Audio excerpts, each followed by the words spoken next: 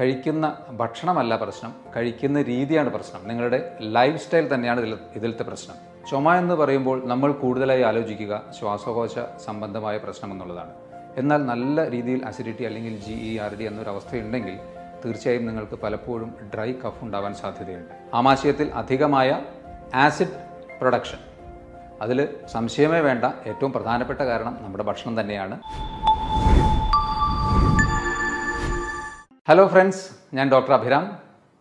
പൊതുവെ ക്ലിനിക്കിൽ പല അസുഖങ്ങളുമായി വരുന്ന രോഗികൾ ചിലപ്പോൾ ഒരു തലവേദനയാവാം, അല്ലെങ്കിൽ ഒരു സ്കിൻ കംപ്ലയിൻ്റ് ആവാം, അല്ലെങ്കിൽ ഒരു ജോയിൻറ്റ് പെയിൻ ആവാം.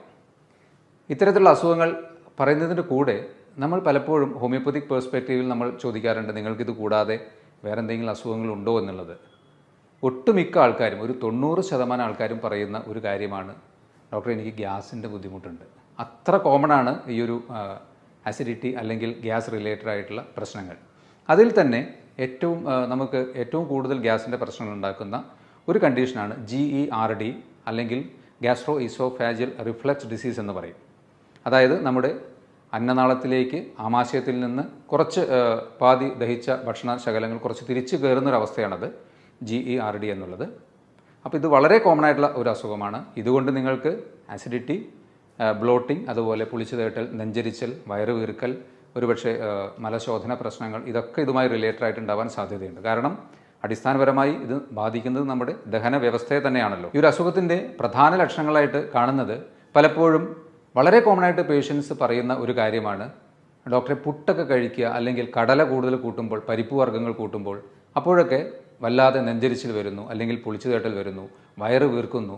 ശരിക്ക് ഇതല്ല കേട്ടോ ഇതിൻ്റെ പ്രശ്നം. കഴിക്കുന്ന ഭക്ഷണമല്ല പ്രശ്നം, കഴിക്കുന്ന രീതിയാണ് പ്രശ്നം. നിങ്ങളുടെ ലൈഫ് സ്റ്റൈൽ തന്നെയാണ് ഇതിലത്തെ പ്രശ്നം. അത് ശ്രദ്ധിച്ചു കഴിഞ്ഞാൽ നിങ്ങൾക്ക് വളരെ സിമ്പിളായിട്ട് ഈ ഒരു അസുഖത്തെ നിങ്ങൾക്ക് മാറ്റാൻ കഴിയും. പ്രത്യേകിച്ച് ഒരു കുഴപ്പമില്ലാതെ നിങ്ങൾക്ക് മുന്നോട്ട് പോകാൻ കഴിയും. കാരണം ഇത്തരത്തിലുള്ള അസുഖങ്ങൾ കാലക്രമേണ ചിലപ്പോൾ സ്റ്റൊമക്കിൽ, നമ്മുടെ ആമാശയത്തിൽ അൾസറായിട്ട് വരാനും പക്ഷേ അത് ക്യാൻസറായി മാറാനും ഒക്കെ ഉള്ളൊരു ടെൻഡൻസി പറയുന്നുണ്ട്, സയൻസിൽ അങ്ങനെ പറയുന്നുണ്ട്. അതുകൊണ്ട് തന്നെ നിങ്ങൾ അങ്ങനെ അതിനെ അത്ര അവഗണിക്കണ്ട. പലരും എളുപ്പത്തിന് വേണ്ടി ആൻറ്റാസിഡ്സ് വാങ്ങി കഴിക്കാറുണ്ട്. അതും ലോങ് റണ്ണിൽ നിങ്ങളുടെ ഒരു ആസിഡ് സെക്രീഷനെ കുറയ്ക്കുകയാണ് ചെയ്യുന്നത്. അപ്പോൾ ഇതിൻ്റെ കൂടെ നിങ്ങൾക്ക് വളരെ സിമ്പിളായിട്ട് വീട്ടിൽ പ്രാക്ടീസ് ചെയ്യാവുന്ന കുറച്ച് ഭക്ഷണക്രമങ്ങൾ, ഒഴിവാക്കേണ്ട 5 ഭക്ഷണങ്ങൾ, നിങ്ങൾ ഉൾപ്പെടുത്തേണ്ട 5 ഭക്ഷണങ്ങൾ, അതുപോലെ നിങ്ങൾക്ക് വളരെ സിമ്പിളായിട്ട് വീട്ടിൽ നിന്ന് പ്രാക്ടീസ് ചെയ്ത് നോക്കാവുന്ന ചില യോഗ ടെക്നിക്സും കൂടി ഞാൻ പറഞ്ഞുതരാം.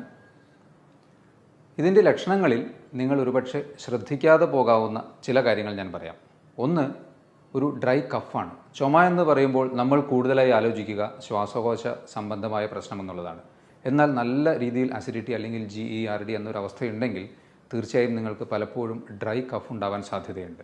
അതുപോലെ തന്നെ തൊണ്ടയിൽ എന്തെങ്കിലും തടഞ്ഞു നിൽക്കുന്ന പോലത്തെ ഒരു ഫീലിംഗ്, ഒരു വെള്ളം ഇറക്കുമ്പോഴോ അല്ലെങ്കിൽ ഇവിടെ മേലോട്ട് എന്തെങ്കിലും ഒരു തള്ളി വരുന്ന പോലത്തെ ഒരു ഫീലിംഗ്, ഇതെല്ലാം ഈ ഒരു GERDയുമായിട്ട് ബന്ധപ്പെട്ട് അല്ലെങ്കിൽ എക്സ്ട്രാ അസിഡിറ്റിയുമായി ബന്ധപ്പെട്ട് സംഭവിക്കാൻ സാധ്യതയുണ്ട്. ഇത് കൂടാതെ ചില അവസരങ്ങളിൽ ചിലരെങ്കിലും അനുഭവിച്ചിരിക്കാൻ സാധ്യതയുള്ള ഒരു ലക്ഷണമാണ് നെഞ്ചുവേദന അല്ലെങ്കിൽ അഞ്ചൈന. ഹാർട്ട് അറ്റാക്കിന് വളരെ സമാനമായ ഒരു ലക്ഷണം. ശരിക്കും നെഞ്ച് നമുക്ക് കൂട്ടിപ്പിടിക്കുന്ന പോലത്തെ ഒരു തോന്നലുണ്ടാകാം. ഇതും പലപ്പോഴും അസിഡിറ്റി കൊണ്ട് അല്ലെങ്കിൽ ഗ്യാസ്ട്രൈറ്റിസ് മൂലം ഉണ്ടാകാൻ സാധ്യതയുണ്ട്. ഇതിൽ നമുക്ക് നെഞ്ചുവേദന ശരിക്കും ഹാർട്ടിൻ്റെ ആണോ അല്ലെങ്കിൽ ഈ ആമാശയത്തിൻ്റെ അസിഡിറ്റി പ്രശ്നം കൊണ്ടാണോ എന്ന് തിരിച്ചറിയാൻ സിമ്പിളായിട്ട് നിങ്ങൾക്ക് ഒന്ന് ആലോചിച്ച് നോക്കാവുന്നത്, പൊതുവേ അസിഡിറ്റി റിലേറ്റഡ് ആയിട്ടുള്ള നെഞ്ചുവേദനയാണെങ്കിൽ നമ്മൾ ശ്വാസം എടുക്കുമ്പോൾ ഇവിടെ ഒരു കാച്ചി പെയിൻ ഉണ്ടാവും. നമ്മുടെ ഈ ഹാർട്ടിൻ്റെ റീജിയനിൽ ഒരു കാച്ചി പെയിൻ ഉണ്ടാവും ലെഫ്റ്റ് സൈഡിൽ. അതുപോലെ മൂവ് ചെയ്യുമ്പോഴൊന്നും ഈ പെയിൻ അധികമായി വർദ്ധിക്കുന്നതായിട്ട് തോന്നില്ല. എന്നാൽ ഹാർട്ടിൻ്റെ പ്രശ്നമാണെങ്കിൽ നമുക്ക് നടക്കാനോ അല്ലെങ്കിൽ ഒന്ന് അങ്ങോട്ടും ഇങ്ങോട്ടൊക്കെ മൂവ് ചെയ്യുമ്പോൾ തന്നെ അധികമായൊരു കാച്ചി പെയിൻ കൂടാം. ഇതതിനെ ഡിഫറൻഷ്യേറ്റ് ചെയ്യാനുള്ള ഒരു ചെറിയൊരു കാര്യമാണ് പറഞ്ഞത്. അതിനെ മാത്രം ഡിപ്പെൻഡ് ചെയ്യരുത്, പെട്ടെന്ന് നമുക്ക് അങ്ങനെ ആലോചിച്ച് നോക്കാവുന്നതാണ്. ഇതിൻ്റെ ഈ GERD അല്ലെങ്കിൽ ജനറൽ ആയിട്ടുള്ള ഗ്യാസ്ട്രൈറ്റിസോ അല്ലെങ്കിൽ അസിഡിറ്റിയുടെയോ കാരണങ്ങൾ നമ്മൾ നോക്കുകയാണെങ്കിൽ പ്രധാനമായി 3 കാര്യങ്ങളാണ് പറയാനുള്ളത്. ഒന്ന്, പുവർ ക്ലിയറൻസ്, അതായത് നമ്മുടെ ആമാശയത്തിൽ നിന്ന് ദഹിച്ച ഭക്ഷണങ്ങൾ ചെറുകുടലിൻ്റെ ഭാഗത്തേക്ക് മൂവ് ചെയ്യുന്നതിനുള്ള കാലതാമസം. ശരിക്ക് ഭക്ഷണം കഴിച്ച് 2 മുതൽ 4 മണിക്കൂറിനുള്ളിൽ ആമാശയത്തിൽ നിന്ന് ഒരു 90% ഭക്ഷണവും അടുത്ത ഏരിയയിലേക്ക് ചെറുകുടലിൻ്റെ ഭാഗത്തേക്ക് മൂവ് ചെയ്തിട്ടുണ്ടാവും. ആദ്യത്തെ ഒരു 2 മണിക്കൂർ കഴിഞ്ഞാൽ 60% കൂടുതൽ അത് എം ടി ആയിട്ടുണ്ടാവും. പിന്നീട് ഒരു 4 മണിക്കൂറിന് ശേഷം നോക്കുകയാണെങ്കിൽ 10% താഴെയേ ഭക്ഷണ പദാർത്ഥങ്ങൾ അവിടെ ഉണ്ടാകുകയുള്ളൂ. അപ്പോൾ ഈ ഡിലേഡ് എംറ്റിയിങ്ങിൻ്റെ കാരണങ്ങളായി പറയാവുന്നത്, ഒന്ന് അമിതമായ ഭക്ഷണം. നമ്മുടെ മനസ്സ് പറയുന്നു പോരാ, പക്ഷേ ശരീരത്തിന് ഓൾറെഡി അത് മതിയായി കഴിഞ്ഞു. അത് നമ്മുടെ മനസ്സിനെ മാത്രം ഡിപ്പെൻഡ് ചെയ്ത് നമ്മൾ ഒരുപാട് ഭക്ഷണം കഴിക്കുന്ന ശീലം വരുമ്പോഴാണ് ഈ ആമാശയത്തിൽ നിന്ന് ആ ഒരു ദഹന പ്രശ്നം കൂടുതലായും ഉണ്ടാകുന്നത്. ഇതുകൂടാതെ ഭക്ഷണം കഴിഞ്ഞ ഉടനെ നിങ്ങൾ ഒരു കുമ്പിട്ട് ഒരു ജോലി ചെയ്യുക, ഈ ഹിപ്പിൻ്റെ ഭാഗം വളച്ച് കൂടുതലായി ജോലി ചെയ്യുന്നൊരവസ്ഥയുണ്ടെങ്കിൽ ഈ പ്രശ്നം ഉണ്ടാവാൻ സാധ്യതയുണ്ട്. അതുപോലെ തന്നെ ഭക്ഷണം കഴിഞ്ഞ ഉടനെ കുറച്ചൊരു ഹെവി മീൽ എന്ത് കഴിഞ്ഞാലും കുറച്ചൊന്ന് മൂവ് അറൗണ്ട്, കുറച്ച് നടന്നതിന് ശേഷം കിടക്കുക. കഴിഞ്ഞ ഉടനെ പോയി കിടക്കുന്നത് തീർച്ചയായിട്ടും ഇത്തരത്തിൽ അസിഡിറ്റിക്ക് ഒരു ടെൻഡൻസി ഉണ്ടാക്കും. അമിത വണ്ണമുള്ളവരിലും ഈ ഒരു അസിഡിറ്റിയുടെ ടെൻഡൻസി ഉണ്ടാവാൻ സാധ്യതയുണ്ട്. അതുപോലെ പലരും ചെയ്യുന്ന ഒരു കാര്യമാണ്, രാത്രിയൊക്കെ ഡിന്നറിന് ശേഷം ഒന്നാമത് ലേറ്റായി ഭക്ഷണം കഴിക്കുന്നു, അത് കഴിച്ചതിന് ശേഷം ടി വിയൊക്കെ കണ്ടിരുന്ന് റിലാക്സ്ഡ് ആയിട്ട് ചിലപ്പോൾ ചെറിയ സ്നാക്സ് പോലെയുള്ള എന്തെങ്കിലും എടുത്ത് കഴിക്കുന്ന ശീലമുള്ളവർക്കൊക്കെ ഉറപ്പാണ് ഈ ഒരു അസിഡിറ്റി ഉണ്ടാകുമെന്നുള്ളത് സംശയമില്ല. GERDയുടെ രണ്ടാമത്തെ ഒരു കാരണമായി പറയാവുന്നത് വീണ്ടും ആമാശയത്തിൽ നിന്ന് ഭക്ഷണങ്ങൾ അടുത്ത ഭാഗത്തേക്ക് മൂവ് ചെയ്യാനുള്ള കാലതാമസം തന്നെയാണ്. ഇത് പക്ഷേ ഗ്യാസ്ട്രോ പാരസിസ് എന്ന ഒരു കണ്ടീഷൻ മൂലം, അതായത് ആമാശയത്തിൻ്റെ മസ്കുലർ ആക്ടിവിറ്റി കുറച്ച് കുറഞ്ഞത് മൂലം, അതിന് ചിലപ്പോൾ മറ്റ് കാരണങ്ങളുണ്ടാകാം. ഒരു ഡയബറ്റീസ് പോലെയുള്ള അസുഖമുണ്ടെങ്കിലോ, പ്രഗ്നൻസിയിൽ നമ്മൾ ആ ഒരു ലാസ്റ്റ് ട്രൈമസ്റ്ററിലേക്കൊക്കെ എത്തുമ്പോൾ വയറിലധികമായ പ്രഷർ മേലോട്ട് തള്ളുന്നത് മൂലം അത്തരത്തിലൊരു പ്രശ്നമുണ്ടാവാൻ സാധ്യതയുണ്ട്. ചില ഡീജനറേറ്റീവ് ഡിസീസസ്, പ്രത്യേകിച്ച് പാർക്കിൻസൺസ് പോലെയുള്ള അസുഖങ്ങളിലൊക്കെ മസ്കുലർ ടോൺ ഇത്തിരി കുറയുന്നത് കൊണ്ടും ഇതുണ്ടാകാം. ഹൈപ്പോതൈറോയിഡിസം, തൈറോയിഡ് ഫംഗ്ഷൻ്റെ ഒരു ഡിലേഡ് ആയിട്ടുള്ള അല്ലെങ്കിൽ കുറച്ച് കുറഞ്ഞ ആക്ടിവിറ്റി കാരണം, ശരിക്കും പറഞ്ഞാൽ നമ്മുടെ ബവൽസിനെ അല്ലെങ്കിൽ കുടലിനെയൊക്കെ നിയന്ത്രിക്കുന്ന ഒരു പ്രധാന ഹോർമോണാണ് തൈറോയ്ഡ് ഹോർമോൺ. അതിൻ്റെ ഡെഫിഷ്യൻസി ഒരു കാരണമാവാം. അല്ലെങ്കിൽ ചില കാര്യമായ മെഡിസിൻസ് കഴിക്കുന്നവർ, ആൻറ്റി ഡിപ്രസൻസ് പോലെ കഴിക്കുന്നവരിലൊക്കെ ഈ ഒരു കാലതാമസം സ്റ്റൊമക്കിൽ നിന്ന് അടുത്ത ഭാഗത്തേക്ക് മൂവ് ചെയ്യാൻ ഉണ്ടാകാം. മൂന്നാമത്തെ കാരണമായി പറയാവുന്നത് ആമാശയത്തിൽ അധികമായ ആസിഡ് പ്രൊഡക്ഷൻ. അതിൽ സംശയമേ വേണ്ട, ഏറ്റവും പ്രധാനപ്പെട്ട കാരണം നമ്മുടെ ഭക്ഷണം തന്നെയാണ്. 5 ഭക്ഷണക്രമങ്ങൾ നിങ്ങൾ പറ്റുമെങ്കിൽ പൂർണ്ണമായി ഒഴിവാക്കുക. അതുപോലെ 5 നല്ല ഭക്ഷണങ്ങൾ ഉൾപ്പെടുത്തുക. അതിൽ ഒഴിവാക്കേണ്ട ഭക്ഷണങ്ങളിൽ ആദ്യത്തേത് ഫാറ്റി ഫുഡാണ്. അതിൽ വെജിറ്റബിൾ ഫാറ്റായാലും നോൺ വെജിറ്റേറിയൻ ഫാറ്റായാലും, പ്രത്യേകിച്ച് ഫ്രൈഡ് ഐറ്റംസ്, ഫ്രൈഡ് ആയിട്ടുള്ള ചിക്കൻ, ബീഫ്, പോർക്ക്, ഫിഷ്, ഇതെല്ലാം മാക്സിമം ഒഴിവാക്കുക. ചീസ്, ബട്ടർ അല്ലെങ്കിൽ അധികമായ നെയ്യ്, ഇത്തരത്തിലുള്ളതും മാക്സിമം ഒഴിവാക്കുക. വറുത്തതും പൊരിച്ചതുമായിട്ടുള്ള പുറമേ നിന്ന് വാങ്ങിക്കുന്ന ജങ്ക് ഫുഡ് പോലത്തെ കംപ്ലീറ്റ് ഒഴിവാക്കുക. സിമ്പിളായിട്ട് പറഞ്ഞു കഴിഞ്ഞാൽ ഫ്രൈഡ് ഐറ്റംസും അധികമായ ഫാറ്റും മാക്സിമം ഒഴിവാക്കുക. രണ്ടാമത്തെ ഭക്ഷണം ഒഴിവാക്കേണ്ടത് കഫീൻ ഉൾപ്പെട്ടത്, അതിൽ ചായയും കാപ്പിയും മാക്സിമം ഒഴിവാക്കുക. വളരെ അത്യാവശ്യം നിങ്ങൾ കുടിച്ച് അത്ര ശീലം ഉള്ള ഒരു വ്യക്തിയാണെങ്കിൽ ഒഴിവാക്കാൻ ശ്രമിച്ചിട്ട് പറ്റുന്നില്ലെങ്കിൽ മാത്രം 1 or 2 ചായ കുടിക്കുക. പലരും 2 പേര് കൂടിയിരിക്കുമ്പോഴേക്കും പറയും നമുക്കൊരു ചായ കുടിക്കാം അല്ലെങ്കിൽ ഒരു കാപ്പി കുടിക്കാം, വൈകുന്നേരം ഒരു ഉണർവിന് വേണ്ടി കാപ്പി കുടിക്കാം. പക്ഷേ ഇതൊക്കെ കഫീൻ കുറച്ചൊരു ആൻറ്റി ഓക്സിഡൻറ്റ് പ്രോപ്പർട്ടിയൊക്കെ ഉണ്ടെങ്കിലും അധികമായി ചെല്ലുമ്പോൾ അത് ആസിഡിറ്റി ഉണ്ടാക്കുന്നുണ്ട്. അതുപോലെ തന്നെ തലവേദന പോലെയുള്ള പ്രശ്നങ്ങളൊക്കെ ഉണ്ടാക്കാം. ശരിക്കും പറഞ്ഞാൽ ഡീകാഫിനേഷൻ എന്ന ഒരു മെത്തേഡിൽ അധികമായി കാപ്പി കുടിച്ചിരുന്ന വ്യക്തികളിൽ നിന്ന് അത് ഒഴിവാക്കി ഒരു പരീക്ഷണം നടത്തിയപ്പോൾ ആസിഡിറ്റി നല്ലതുപോലെ കുറഞ്ഞതായിട്ടാണ് കണ്ടിട്ടുള്ളത്. അടുത്തതായി നിങ്ങൾ ഒഴിവാക്കേണ്ടത് ചോക്ലേറ്റ്സ് ആണ്. ഈ ചോക്ലേറ്റ്സിലുള്ള മീഥൈൽ സാന്തിൻ എന്ന ഒരു കോമ്പൗണ്ട് അന്നനാളത്തിൻ്റെ താഴെയുള്ള ഭാഗത്തെ മസിൽസിനെ റിലാക്സ്ഡ് ആക്കുന്നു. ശരിക്കും പറഞ്ഞാൽ അന്നനാളത്തിന് ഒരു 1 way ഓപ്പണിംഗ് ആണ്. താഴോട്ട് നമ്മൾ ഭക്ഷണം കഴിച്ചാൽ അത് തുറക്കുന്നു, വികസിക്കുന്നു, ഭക്ഷണം ആമാശയത്തിലെത്തുന്നു, അത് ക്ലോസ് ആവുന്നു. പക്ഷേ ഇവിടെ ഈ ഒരു ചോക്ലേറ്റ്സിൻ്റെ അമിതമായ ഉപയോഗം അതിനെ റിലാക്സ്ഡ് ആക്കി കുറച്ച് ഭക്ഷണം തിരിച്ചു കയറുന്ന ഒരു ടെൻഡൻസി ഉണ്ടാക്കുന്നുണ്ട്. അപ്പോൾ ചോക്ലേറ്റ്സ് നിങ്ങൾ കംപ്ലീറ്റ് ഒഴിവാക്കുക. അഡിക്ഷൻസിൽ ആൽക്കഹോളും സ്മോക്കിങ്ങും മാക്സിമം ഒഴിവാക്കുക. കംപ്ലീറ്റ് ഒഴിവാക്കുക എന്നുള്ളത് തന്നെയാണ് എൻ്റെ സജഷൻ. പ്രത്യേകിച്ച് അസിഡിറ്റി നിങ്ങൾക്ക് ഉള്ളൊരു വ്യക്തിയാണെങ്കിൽ ഒന്നും ആലോചിക്കാനില്ല, അത് രണ്ടും ഒഴിവാക്കുക. ഇതിനും ഇതേപോലെ ഒരു ലോവർ ഈസോഫാജിൽ അന്നനാളത്തിൻ്റെ താഴെയുള്ള ഭാഗത്ത് റിലാക്സ് ചെയ്യിക്കുന്ന ഒരു ടെൻഡൻസിയാണ്. അഞ്ചാമത്തേത് സിട്രസ് ഫ്രൂട്ട്സ് ആണ്, അതായത് പുളിരസം കൂടുതലുള്ള ഭക്ഷണങ്ങൾ. അതിൽ തീർച്ചയായും ഒരു അസിഡിക് ടെൻഡൻസി കൂടുതലുണ്ടാകുമല്ലോ. നാരങ്ങ, ഓറഞ്ചൊക്കെ പൊതുവേ നല്ലതാണെങ്കിലും അധികമായി കഴിക്കുന്നത് അസിഡിറ്റി ഉണ്ടാക്കാനുള്ള സാധ്യതയുണ്ട്. അതുകൊണ്ട് തന്നെ അസിഡിറ്റി കൂടുതലുള്ളവർ അത്തരത്തിൽ കൂടുതൽ പുളിരസമുള്ള ഭക്ഷണങ്ങൾ മാക്സിമം ഒഴിവാക്കുക. ഈ 5 കാര്യങ്ങൾ നിങ്ങൾ നിർബന്ധമായിട്ടും നല്ലൊരു അസിഡിറ്റിയും അത് മാറണമെന്ന് ആഗ്രഹിക്കുന്ന ഒരു വ്യക്തിയുമാണെങ്കിൽ ഒഴിവാക്കണമെന്നാണ് എൻ്റെ സജഷൻ. ഇനി 5 ഭക്ഷണങ്ങൾ നിങ്ങൾ ഉൾപ്പെടുത്തേണ്ടതിൽ ഒന്നാമത്തേത് ജിഞ്ചർ അഥവാ ഇഞ്ചിയാണ്. ഇഞ്ചിക്ക് മോർ ഓഫ് ഒരു ആൽക്കലൈൻ പ്രോപ്പർട്ടിയാണ്. അപ്പോൾ നിങ്ങൾക്ക് ഇഞ്ചി നല്ല അസിഡിറ്റിയുള്ള സമയത്ത് ചെറിയ കഷ്ണം കടിച്ച് ചവച്ചിറക്കുന്നതുകൊണ്ട് കുഴപ്പമില്ല. ജിഞ്ചർ ഉൾപ്പെട്ട ചെറിയ ലൈറ്റായിട്ടുള്ള ചായ കുടിക്കുന്നതുകൊണ്ട് കുഴപ്പമില്ല. അല്ലെങ്കിൽ 1 or 2 സ്പൂൺ ഇഞ്ചി നീരെടുത്ത് അതിൽ കുറച്ച് തേനൊക്കെ ചേർത്ത് കഴിക്കുന്നതും തീർച്ചയായിട്ടും അസിഡിറ്റി കുറയ്ക്കാൻ നന്നായിരിക്കും. 2, ഓട്ട്മീൽ.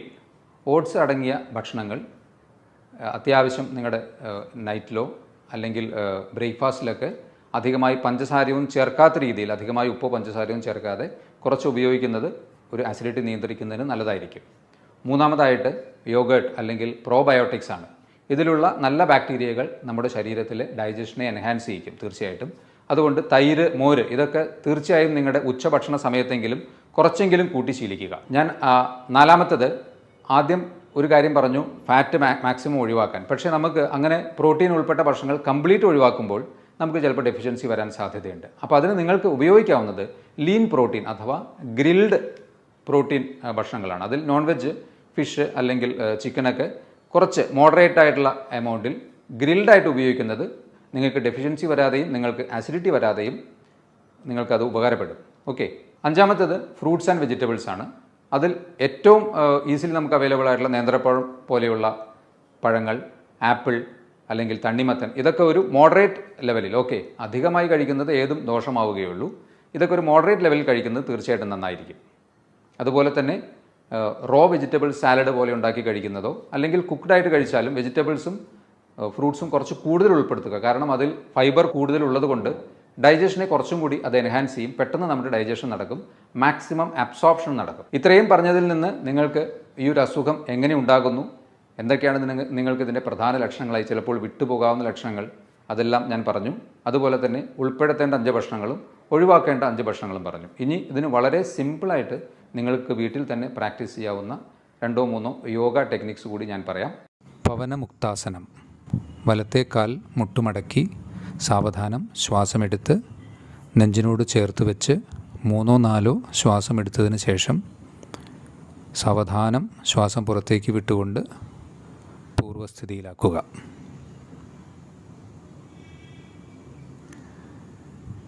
ഇതുപോലെ തന്നെ ഇടത്തെ കാലിലും സാവധാനം മുട്ടുമടക്കി നെഞ്ചിനോട് ചേർത്ത് വെച്ച് ശ്വാസമെടുത്ത് 3-4 നോർമൽ ശ്വാസമെടുത്ത് വിടുക.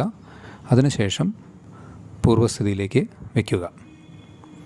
ഇത് കഴിഞ്ഞാൽ 2 കാൽമുട്ടും മടക്കി നെഞ്ചിനോട് ചേർത്ത് ശ്വാസമെടുത്ത്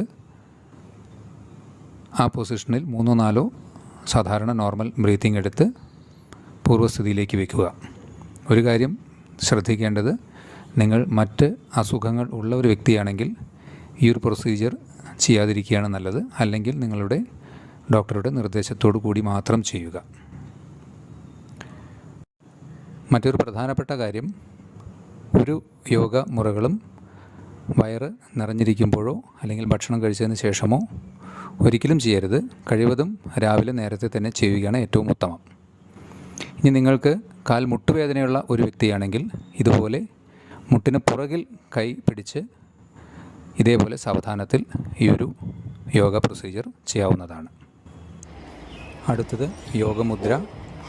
സുഖാസനത്തിലോ പദ്മാസനത്തിലോ ഇരുന്ന് ശ്വാസം നിവർന്നിരുന്നുള്ളിലേക്ക് വലിച്ച് സാവധാനം ഇതുപോലെ വലത്തെ കാൽമുട്ടിൽ തല ചേർത്ത് വയ്ക്കുക. പിന്നിലേക്ക് ശ്വാസം എടുത്തതിന് നിവർന്നതിന് ശേഷം ഇതേ പ്രൊസീജിയർ ഇടത്തെ കാലിലും ആവർത്തിക്കുക. അതിനുശേഷം ശ്വാസം ഉള്ളിലേക്കെടുത്ത് ശ്വാസം പുറത്തേക്ക് വിട്ടുകൊണ്ട് 3-മതായി നടുവിലേക്ക് ഇതേ പ്രൊസീജിയർ ആവർത്തിക്കുക. കൈകൾ പുറകിൽ ഇതുപോലെ ചേർത്ത് വയ്ക്കേണ്ടതാണ്.